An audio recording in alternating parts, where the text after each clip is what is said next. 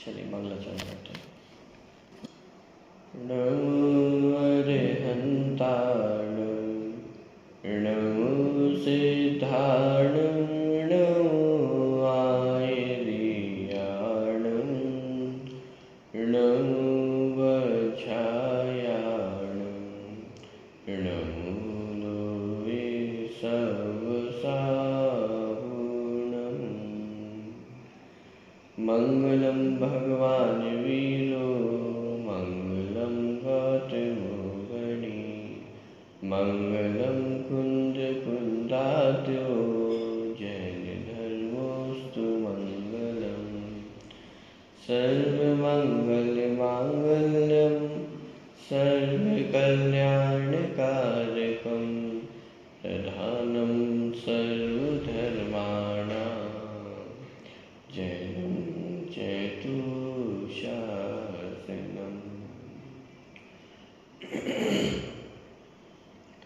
वन्दितु सर्वसिद्धे, धूमचलमणोमवङ्गदिं पत्ते, वोच्छामि समयपाहुड, वेणुसुध केवली मणिदम्।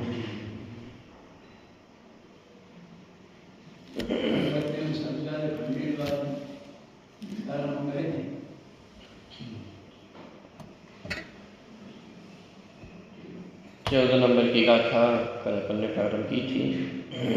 शुद्ध नय के स्वरूप को स्पष्ट करते हुए यहाँ पे कहा था कि जो आत्मा को जानता है वह शुद्ध नय है, और आत्मा किस प्रकार का है उसकी चर्चा इस 14 नंबर की गाथा में की गई थी। गाथा का पाठ एक बार यहाँ से करते हैं और फिर अपन चर्चा आगे बढ़ाएंगे। प्रश्न क्रमांक 163। जो पसदियपाणुं, अवधपुठम् अरण्यं नियतम्, अविशेषमसंयुक्तम्, तं शुद्धनयं वियाणिः।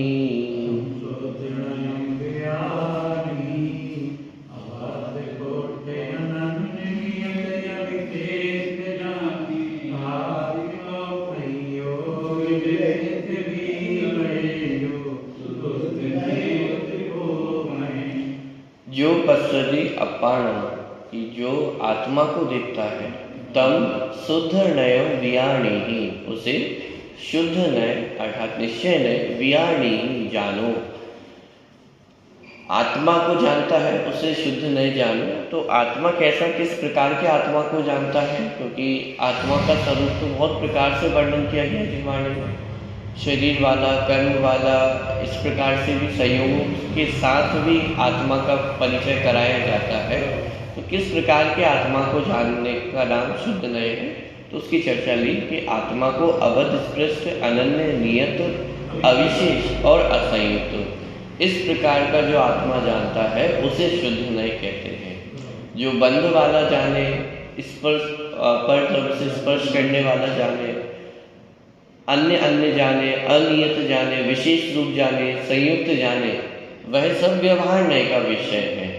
जो अवध स्पृष्ट, अनन्य, नियत, अविशेष और असंयुक्त ऐसे आत्मा को जानता है उसे शुद्ध नय जानो। कल अपन ने जयचंद छाबड़ा का जो भावार्थ था उसकी अपन ने चर्चा देखी थी। 5 प्रकार से आत्मा में अनेकता दिखाई देती है, और वे 5 प्रकार यही है। इनका यदि विपरीत कर दें, अवध स्पृष्ट का विपरीत कर दें, अनन्य का विपरीत कर दें, तो ये 5 प्रकार हैं जिससे आत्मा में अनेकता दिखाई देती है।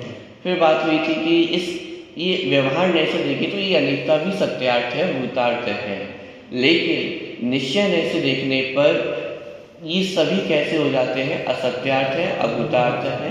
क्यों? क्योंकि निश्चय नय से एक स्वभाव ही जानने में आता है। एक स्वभाव माने ज्ञायक स्वभाव ही जानने में आता है। प्रश्न उठा था कि एक ज्ञायक स्वभाव को भी क्यों जानना है? क्योंकि एक ज्ञायक स्वभाव को जाने बिना आत्मा को जानना संभव नहीं है। कल अपन ने उदाहरण भी देखा था, जैसे एक बालक है, वह बालक, उसकी माता उसे डांट रही है, फटकार रही है, उस समय भी वह छोटा सा बालक किसकी ओर दौड़ता है? अपनी माँ की ओर ही दौड़ता है। क्योंकि वह अपनी माता का एक स्वभाव जानता है। एक स्वभाव जानता है मतलब कि वह माँ की ममता को जानता है। भले ही ऊपर से डांट रही है, फटकार रही है, कदाचित पिटाई भी लग गई हो, लेकिन फिर भी अंत में वह बालक किसके पास जाता है? अपनी माँ के पास ही जाता है, क्योंकि उसे पता है कि माँ का एक स्वभाव ममता रूपी ही है। बाकी जो कुछ दिखाई दे रहा है वह सब संयोगी भाव है, अथवा अभी की भाषा में कहे तो ये सब व्यवहार के खाते में जाने वाला है। जितना गुस्सा दिखाई दे रहा है, जितना क्रोध दिखाई दे रहा है, ये सब व्यवहार के खाते में। निश्चय नय से देखा जाए तो माता तो ममता की मूर्ति ही, ये उसका एक स्वभाव है। उसी प्रकार व्यवहार नय से आत्मा का अनेक प्रकार का जो स्वरूप है वो देखने में आता है, लेकिन इस अनेक प्रकार को देखने पर आत्मा का वास्तविक स्वरूप जानने में नहीं आएगा। यदि वह बालक माता के एक ममता स्वभाव को ना पहचाने और बाकी का सारा परिचय उसे पता हो, तो क्या उसने माता को जाना है? नहीं जाना है। उसी प्रकार आत्मार्थी पुरुष आत्मा के एक स्वभाव को जानता है तो वह संपूर्ण आत्मा को जानता है। और यदि आत्मा के अनंत गुणों को जान लिया लेकिन एक व्यायिक स्वभाव को नहीं पहचाना, इसका मतलब आत्मा को नहीं पहचाना। तो ये प्रश्न भी यहाँ पे उठाया गया था कि आत्मा के एक स्वभाव को क्यों जानना? क्योंकि आत्मा के एक स्वभाव को जाने बिना आत्मा समझ में आने वाला नहीं है। इसीलिए निश्चय नय से आत्मा को जानना आवश्यक है। इसमें अपन ने एक स्टेप और आगे बढ़े थे कि आत्मा को जानना क्यों आवश्यक है, क्योंकि आत्मा को जाने बिना सुखी होना संभव नहीं है। और हम सबका प्रयोजन सुखी होना ही है। हाँ, दुखी होना यदि प्रयोजन हो तो बात अलग है, लेकिन हम और आप तो सुखी होने ही यहाँ आते हैं, और सुखी होने के लिए आत्मा को जानना आवश्यक है।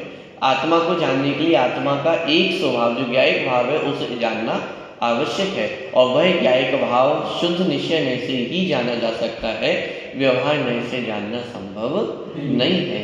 इसीलिए यहाँ पे 14 नंबर की गाथा में शुद्ध नय के विषय को स्पष्ट किया जा रहा है। शुद्ध नय किसे कहते हैं, इस बात को यहाँ पे स्पष्ट किया। ये पूरा कल अपन ने जयचंदी छाबड़ा का जो भावार्थ था वो अपन ने देखा था, उसको मैं रिपीट नहीं कर रहा हूँ। उसके आगे की चर्चा अपन आज लेते हैं। प्रश्न क्रमांक 164 पे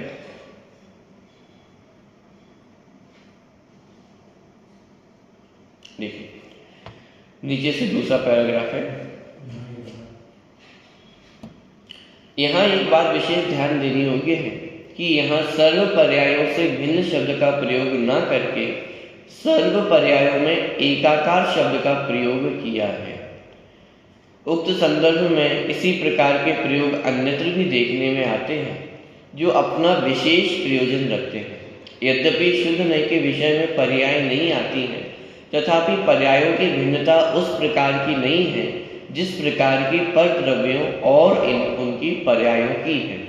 इस संदर्भ में द्रव्य क्षेत्र काल भाव के माध्यम से विस्तृत चर्चा 7वीं गाथा में की ही जा चुकी है। यहाँ पे जो शब्द का प्रयोग किया गया माने पर्यायों से भिन्नता के लिए, वह प्रयोग किया एकाकार और अनेकाकार। यहाँ पे भी यदि आप देखेंगे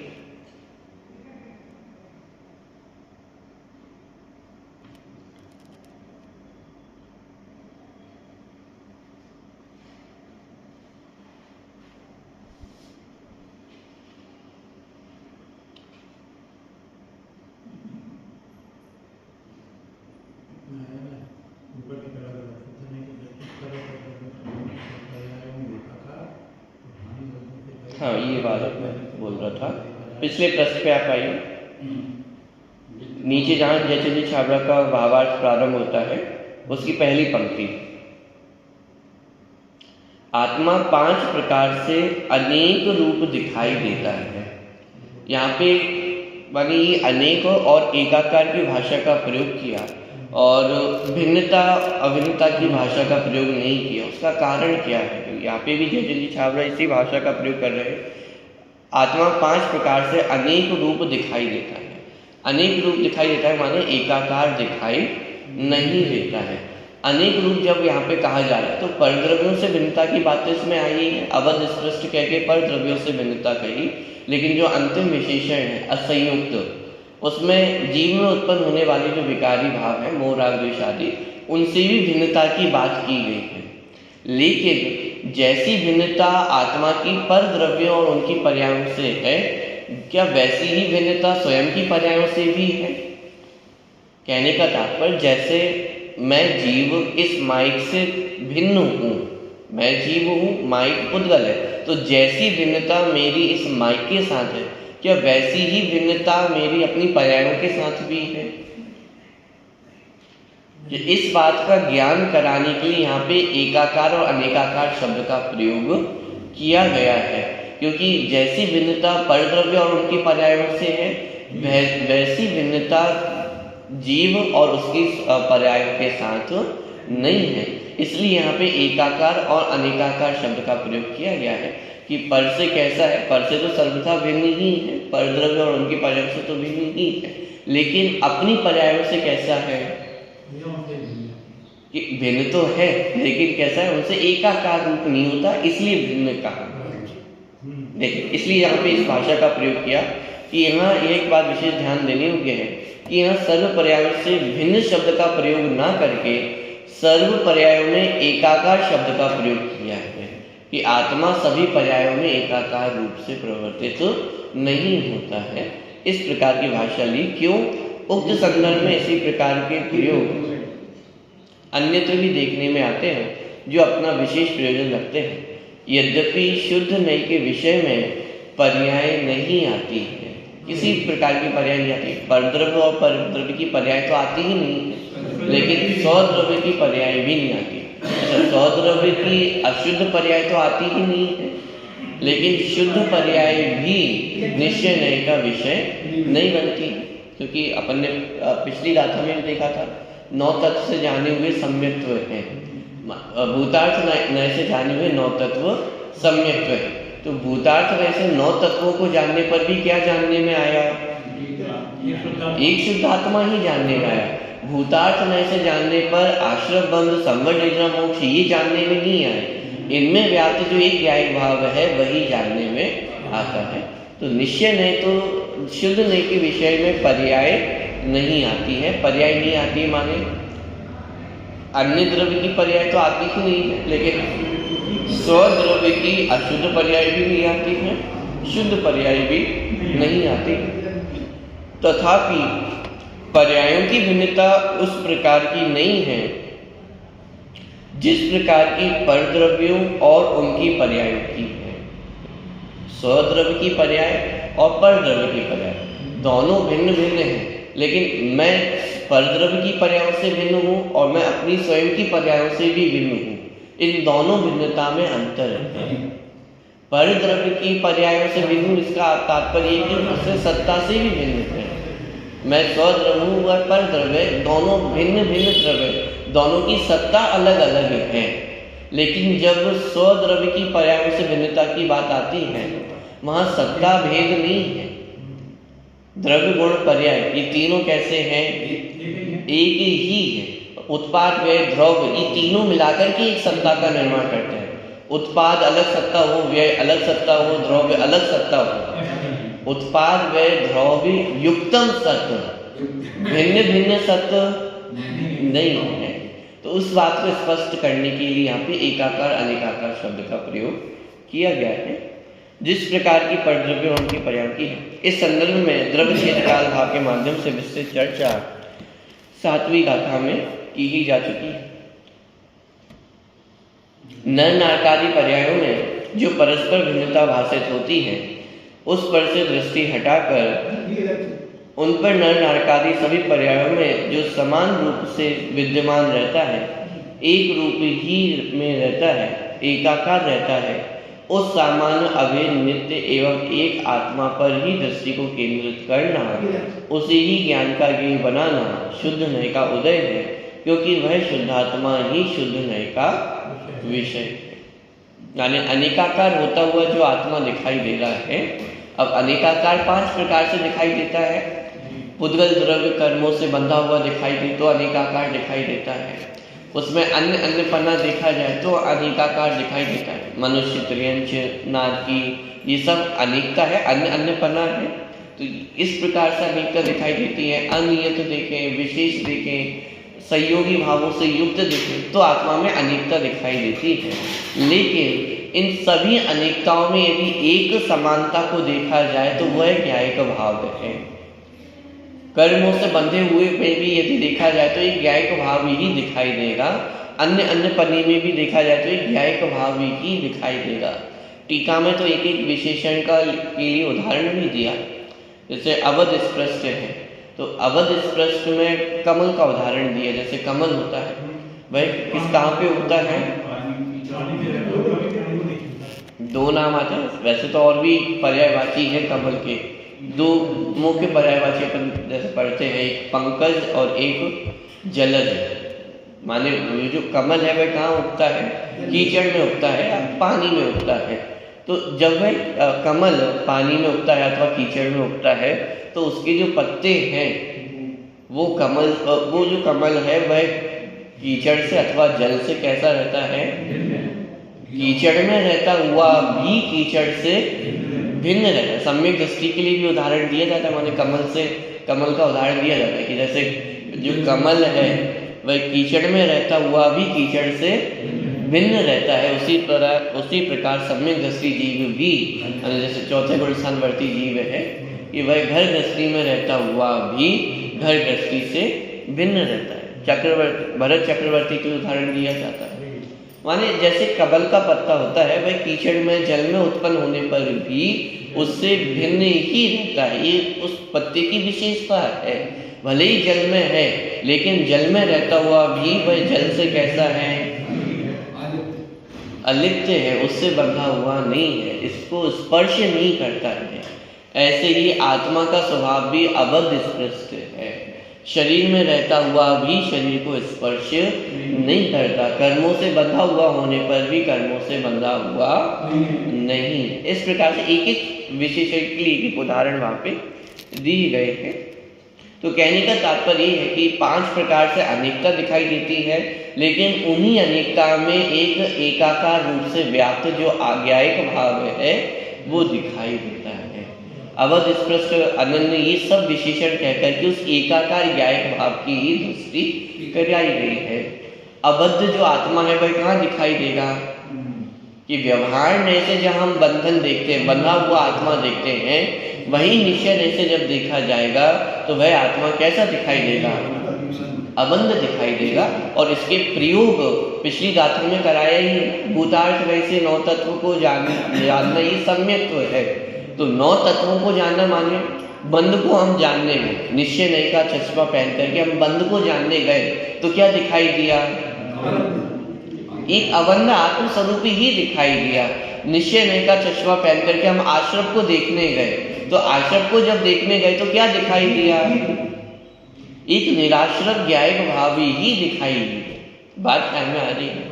इसका मतलब भूतार्थ नय से जब भी किसी भी वस्तु को देखा जाएगा, चाहे पुद्गल को देखा जाए, चाहे कर्मों को देखा जाए, किसी भी वस्तु को देखा जाए, उसमें दिखाई कौन देने वाला है? एक ज्ञायक भाव ही दिखाई देने वाला है। इसलिए आपने कहा कि इन सारी अनेकताओं में, क्योंकि व्यवहार नय से अनेकता दिखाई दे रही है, इन सारी अनेकताओं में जब निश्चय नय के चश्मे से देखते हैं तो एक ज्ञायक भाव ही दिखाई देता है।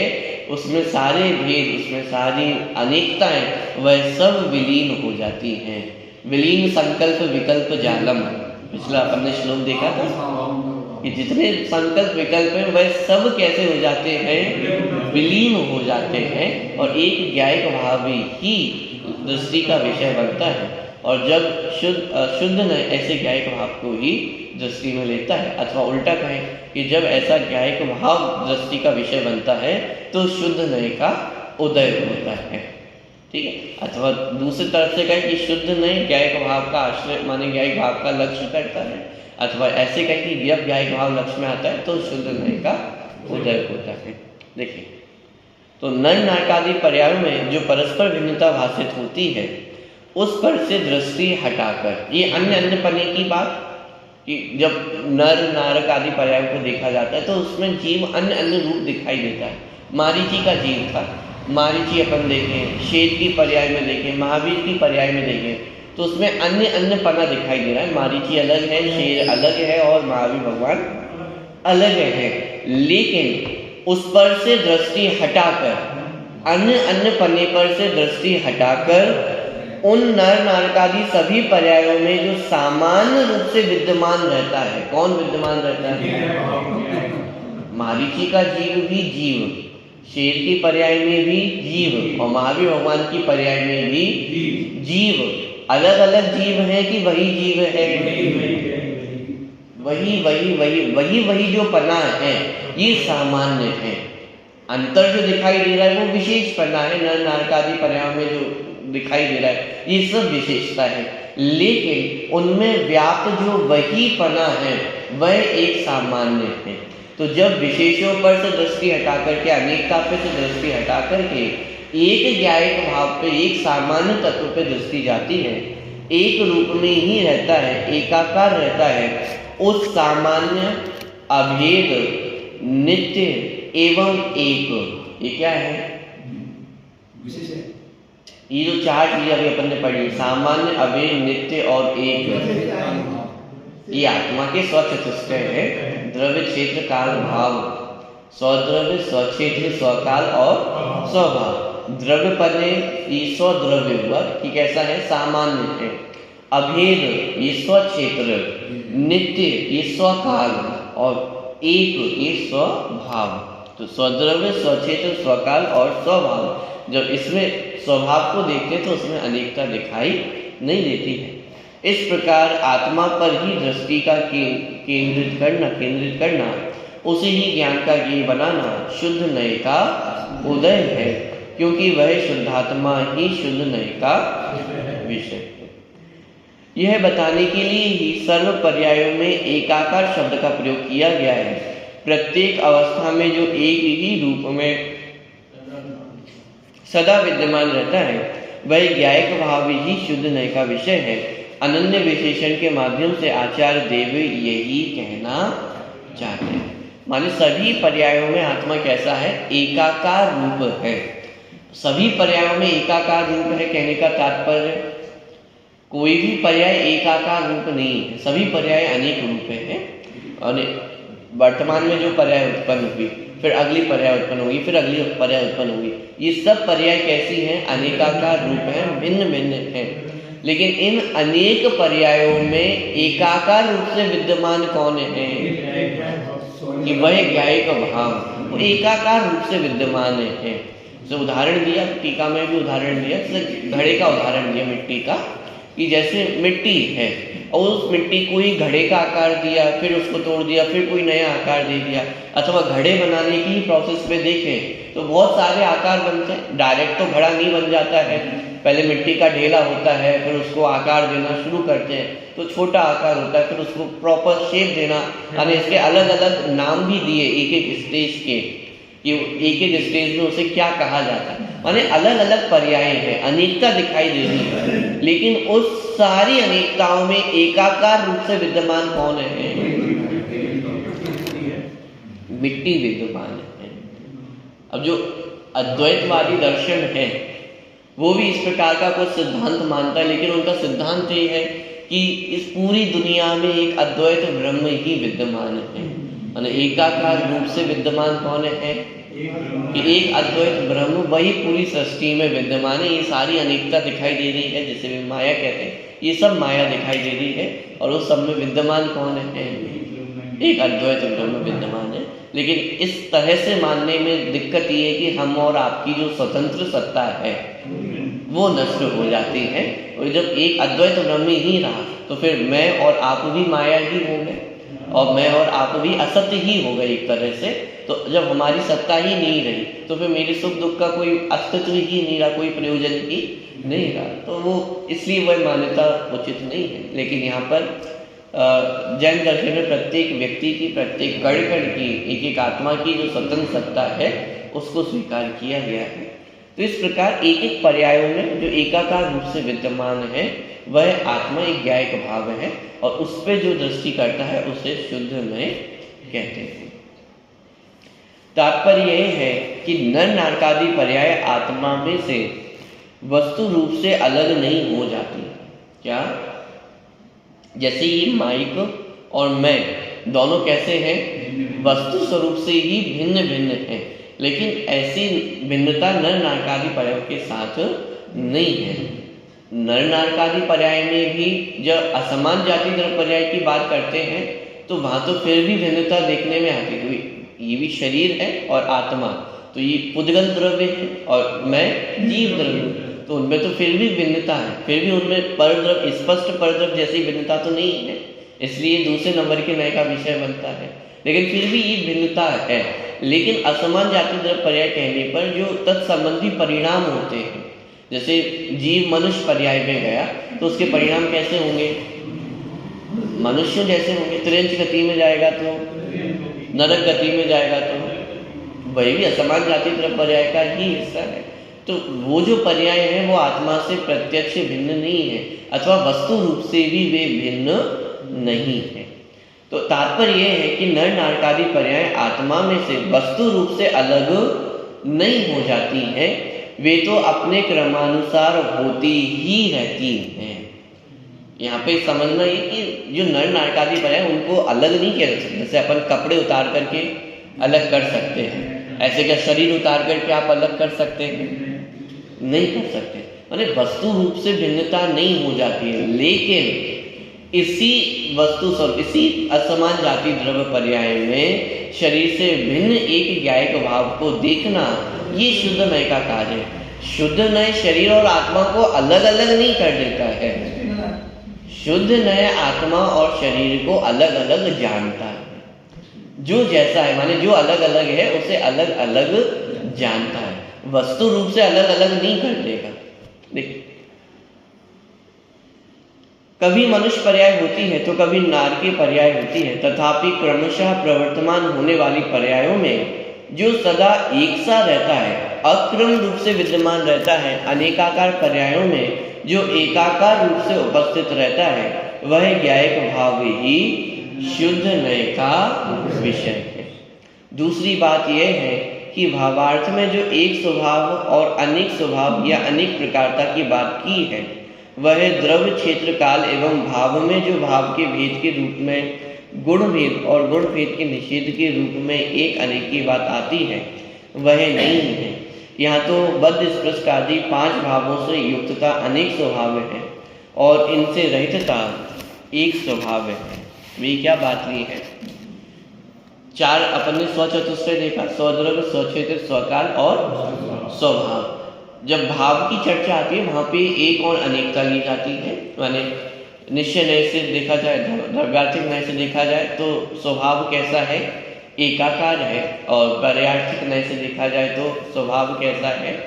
अनेकाकार है। तो एक अनेक, तो ये जो एक अनेकता की चर्चा है ये यहाँ पे नहीं ली गई है। माने यहाँ पे मात्र वस्तु के एक पक्ष को लेकर के एक अनेकता की चर्चा नहीं है। यहाँ पे जो 5 चीजें ली गई हैं, अबध स्पष्टपना, अनन्यपना, नियतपना, अविशेषपना, असंयुक्तपना, इन 5 चीजों को मिलाकर के कहा जा रहा है कि आत्मा का स्वभाव कैसा है?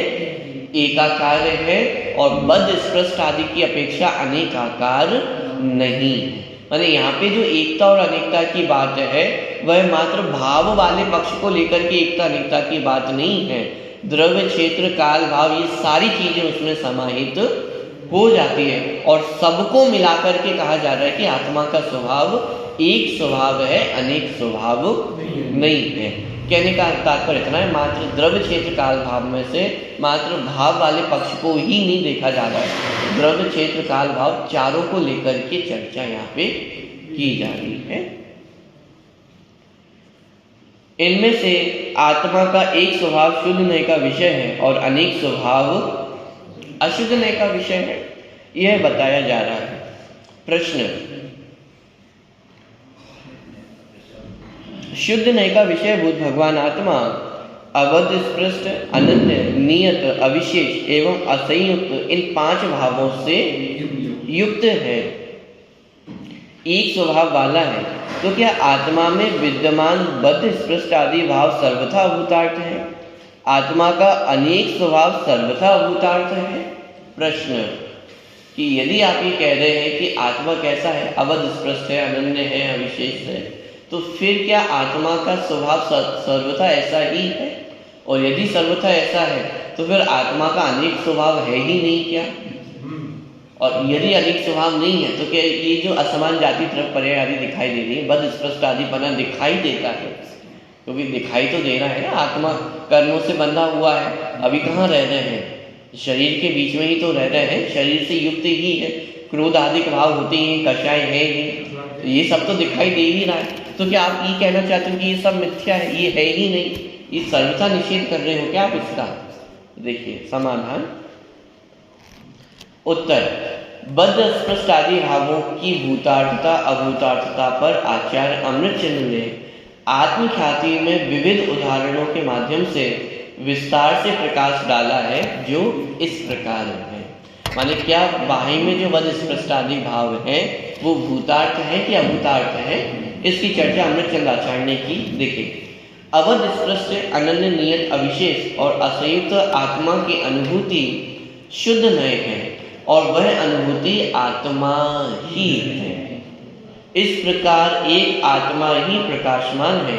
शुद्ध नय आत्मा की अनुभूति या आत्मा सब एक ही है, अलग अलग नहीं है। अब ये प्रकरण भी बहुत सावधानी से पढ़ने का है। प्रश्न कहाँ से खड़ा हुआ है कि जब आत्मा को अबद्ध स्पष्ट आदि कहा जा रहा है तो क्या बद्ध स्पष्ट आदि जो अनेक स्वभाव है वो सर्वथा उसका निषेध कर रहे हैं क्या?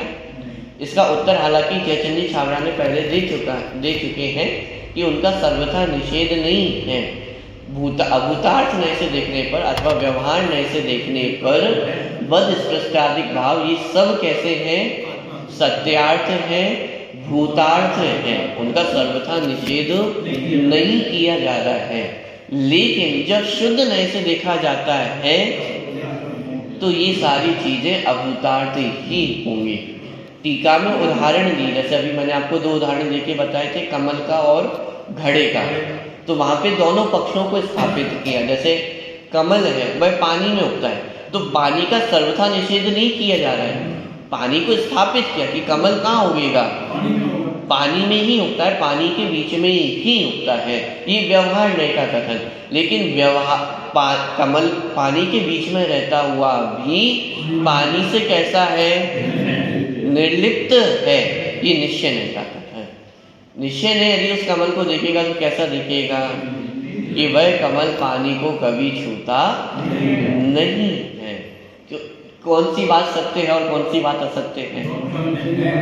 कमल पानी में है या नहीं है?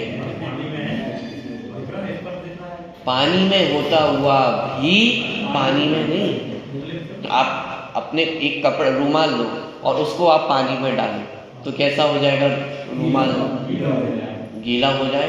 लेकिन जो कमल का पत्ता है वह पानी में रहता हुआ भी पानी से निर्लिप्त है।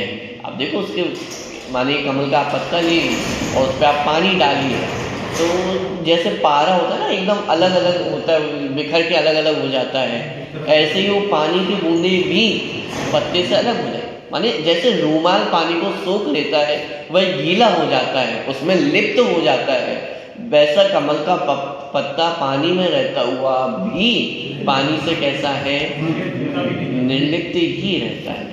तो माने इस प्रकार से दोनों चीजों को स्थापित किया, व्यवहार नय को भी स्थापित किया और फिर व्यवहार नय का निषेध निश्चय नय ने आकर के किया। व्यवहार नय तो यही कहेगा कि कमल कहाँ होता है?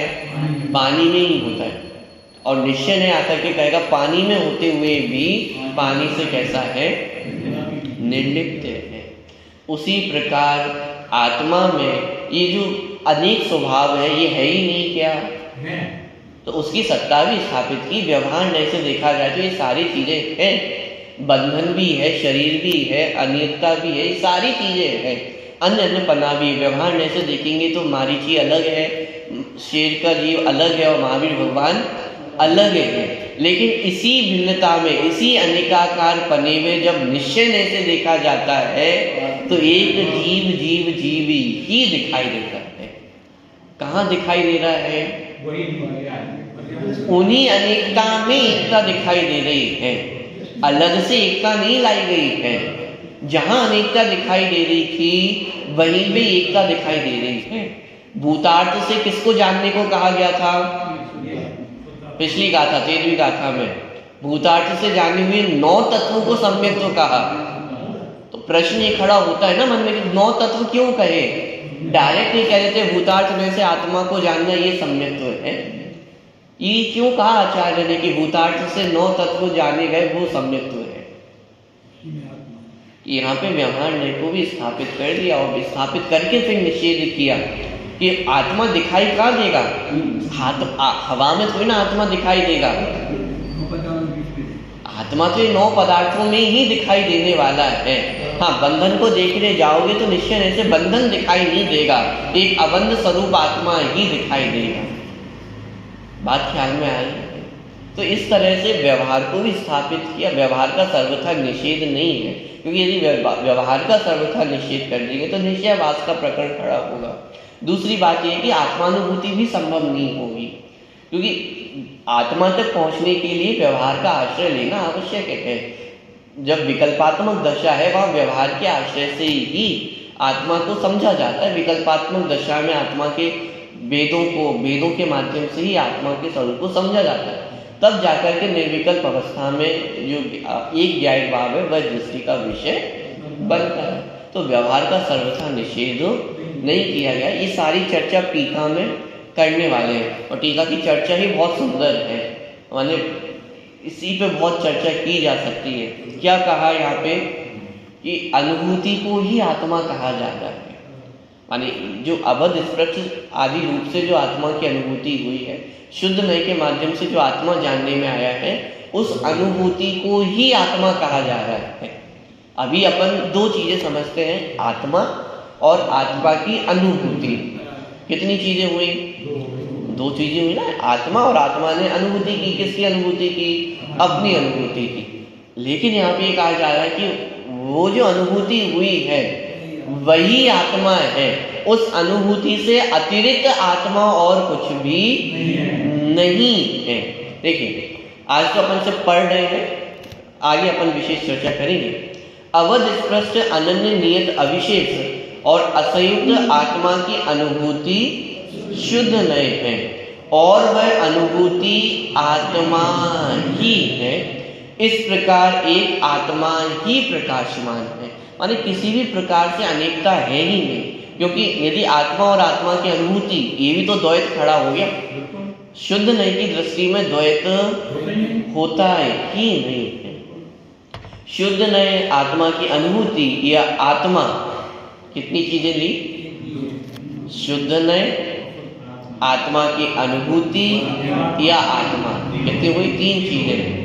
आत्मा, आत्मा की अनुभूति और इस आत्मा को जानने वाला शुद्ध नय। ये तीनों कौन है?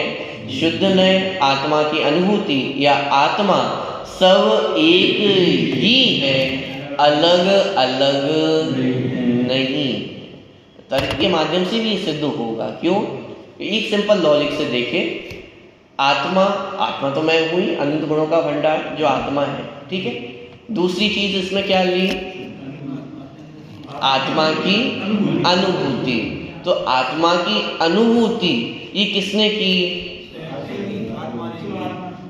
आत्मा की अनुभूति स्वयं ने ही की, अथवा इसे चारित्र गुण की पर्याय भी कह सकते हैं। तो ये चारित्र गुण किसका है? आत्मा का ही है। चारित्र गुण की पर्याय किसकी है? आत्मा की ही है। अब इसको ऐसा कहे, चारित्र गुण आत्मा का है या चारित्र गुण ही आत्मा है? जैसे ज्ञान गुण के संदर्भ में कहते हैं ना, आत्मा में ज्ञान अथवा ज्ञान ही आत्मा है। आत्मा ही ज्ञान है, ज्ञान ही आत्मा। ज्ञान के अतिरिक्त और आत्मा क्या है? वो ज्ञान है, उसी का नाम तो आत्मा है। ऐसे ही चारित्र का नाम ही तो आत्मा है। पॉइंट क्लियर हुआ? तो जो आत्मा की अनुभूति है वो कौन है? आत्मा ही। तीसरा, शुद्ध नय। शुद्ध नय किसकी पर्याय है? आत्मा के कौन से गुण की पर्याय है? कौन से गुण की? नय। क्या है नय? प्रमाण ज्ञान के अंश है। कह ही रहे ना अपने मुंह से, प्रमाण ज्ञान। ज्ञान गुण की पर्याय प्रमाण, नय, निक्षेप, जो कुछ भी है ये सब ज्ञान गुण की पर्याय है। और ज्ञान गुण किसका है? अब इसको ऐसा कहें, ज्ञान गुण आत्मा का या ज्ञान गुण ही आत्मा है? तो तीनों चीजें, चाहे आत्मा कहे, आत्मा की अनुभूति कहे अथवा शुद्ध नहीं कहे, ये तीनों अलग अलग नहीं है, ये तीनों वास्तव में एक ही है। इसलिए यहाँ पे कहा कि शुद्ध नहीं कहे अथवा आत्मा की अनुभूति कहे, आत्मा की अनुभूति ही आत्मा है, आत्मा ही अनुभूति है। इस प्रकार की बहुत सुंदर चर्चा यहाँ पे ली जाएगी, उसकी चर्चा अपन आगे करेंगे।